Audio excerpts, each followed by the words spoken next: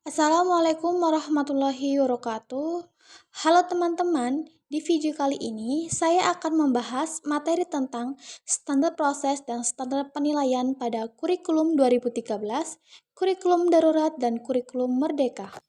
Sebelum memasuki pada materi pembahasan, perkenalkan nama saya Ardiyati Rahayu, MPM 5021200, kelas 4E dengan program studi Pendidikan Guru Sekolah Dasar, Fakultas Ilmu Sosial dan Humaniora dengan mata kuliah Telaah Kurikulum, dosen pengampu Bapak Tio Gusti Satria Magister Pendidikan.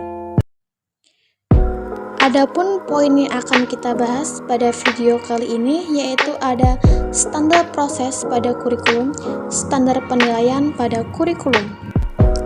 Sebelum kita bahas satu persatu, kita harus mengetahui dulu apa itu standar proses. Standar proses yaitu standar yang digunakan sebagai pedoman dalam melaksanakan proses pembelajaran yang efektif dan efisien, sehingga mampu mengembangkan potensi, praksara, kemampuan, dan kemandirian peserta didik secara optimal. Standar proses meliputi perencanaan, pelaksanaan, dan penilaian proses pembelajaran.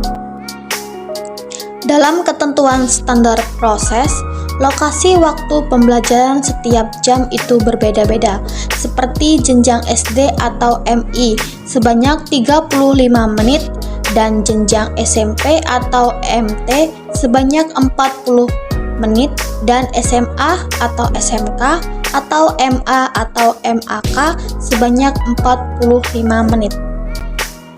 Adapun standar proses kurikulum 2013 bahwa semua siswa mulai dari SD, SMP, SMA harus memiliki kemampuan untuk mengamati, menanya, mengelola, dan menyajikan. Standar proses kurikulum darurat yakni pemerintahan menyediakan modul pembelajaran literasi dan numerasi, sedangkan standar proses kurikulum merdeka yakni suatu pembelajaran yang interaktif sesuai dengan bakat minat peserta didik. Selanjutnya yaitu standar penilaian. Apa sih standar penilaian? Standar penilaian adalah standar yang digunakan sebagai pedoman bagi pendidik dalam melakukan menilai hasil belajar peserta didik secara objektif dan edukatif. Penilaian hasil belajar peserta didik dibentuk dalam penilaian formatif dan sumatif. Tujuannya untuk menciptakan proses penilaiannya yang mengarah pada tercapainya standar kompetensi lulusan. Penilaian juga memiliki fungsi, yaitu fungsi formatif, di mana untuk mendiagnostik kemampuan awal peserta didik. Yang kedua yaitu sebagai fungsi sumatif, di mana fungsi menilai mencapai hasil belajar peserta didik pada suatu periode waktu tertentu. Prosedur penilaian dimulai dari penyusunan, perencanaan, pengembangan instrumen penilaian.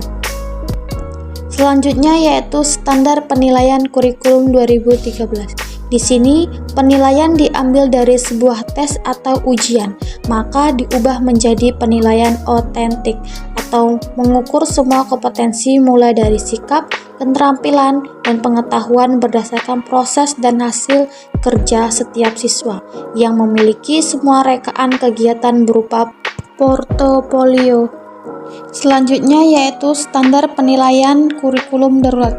Di sini pemerintahan menyediakan modul atau pembelajaran literasi dan numerasi yang dapat digunakan oleh siswa, orang tua, dan guru di jenjang sekolah dasar.